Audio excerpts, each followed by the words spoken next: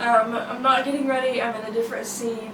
I feel a little under the weather, but I'm going to go ahead and get this done and get what I want to talk about out.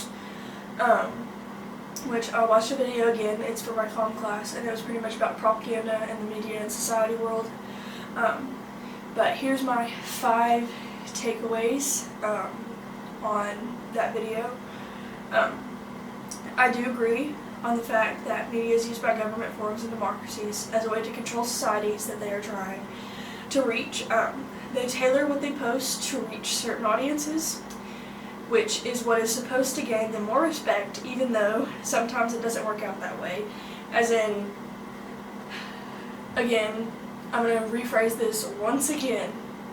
The White House posting stuff on TikTok and social media platforms that are made to rage bait and everything else, which really just turns everybody else away from them. It doesn't help their case whatsoever. Sometimes things just shouldn't be posted. Let's just say that. Number 2, media ownership is honestly crazy.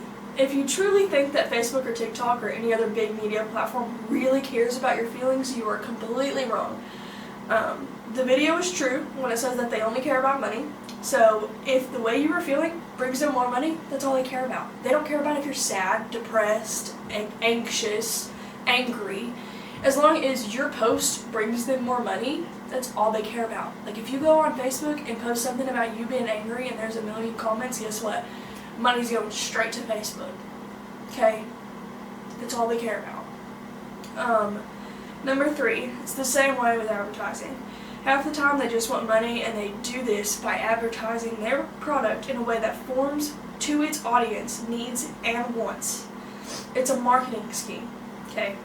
This product could be worth a penny and be completely trash, but they are going to make it look like liquid gold to the audience and jack up the prices so they will turn a profit. It's true. Have you ever bought something and then it breaks within a week, but you paid, I don't know, $10 for it, and in all reality it was worth maybe 50 cents? That's because they just gained $9.50 worth of profit. That's all they care about. They only care about turning a profit. Like, you buy something that's cheap, worthless, and it lasts for a day. Okay? They don't care. Okay? You didn't read the fine print. They're not going to refund you your money. Okay? And they're also not going to send you a replacement. That's why you read the fine print. But nobody reads the fine print. Let's be honest. So, again, it's not going to do you any good. Number 4. I also agree when they talk about flacking. This is a real thing. A lot of the times the true news, or the news that really needs to be shared, never gets out because the media producers and companies won't make any money off of them. Even though the message needs to be heard, they don't care. They will shut a journalist down in order to bring attention to something that doesn't matter only because it will get them more views and a better payout. Which, this drives me nuts, okay? Because some things really do need to be heard. They really do need to go to the news. But this is why people turn to a platform like Facebook and they post and they get a bunch of comments, a bunch of likes, a bunch of shares. People are sharing it all across the world, whatever. That's because they want it to be heard and they want it to get out. Whether it's a missing child, whatever, it doesn't matter. They want it to get out, okay? So then people start tagging news companies, okay? And then the news will eventually finally get tired of them tagging them, and they will take it to the news. Because now that it's been out and around social media, now it will get them more views, and it will make them more money. That's what they really care about. 5. I will say though, this video does tend to give journalists a little bit of a bad name. And yes, some journalists are terrible, and they should not be doing the job that they are. But not all of them are bad. Political journalists are normally the ones that will construe things and make things up just for the attention of through the media. The kind of journalist I want to be though, because again, I am a journalism major, the reason I'm taking this class. And again, I do have strong opinions, but regardless,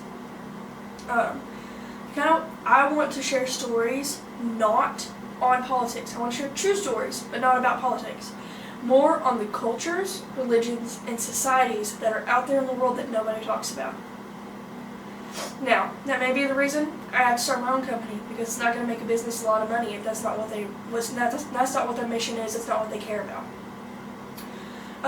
But I really do hope that there's a company out there that is like that. But if not, guess I'll have to start up my own, because I want to go to places like a really small town in Italy and go to their churches and learn about their cultures and what their traditions are, and just be out in their societies and just put my foot in their shoes. That's exactly what I want to do. If you've ever read Eat, Pray, Love, it's exactly where I got journalism from. It's what I want to do. Maybe not write a book about it, but maybe one day. I just want to write about it, and I want to write about the truth. And never, ever will I get into politics. It's not my thing. I don't wish that. I don't wish to do that. It's just, I don't feel like it's necessary. I mean, yes, I do feel like that political news should be shared, but most of it is construed and not true. But anyways, that's all I have for y'all today. So, be safe out there this weekend. It's supposed to be crazy, and be authentic.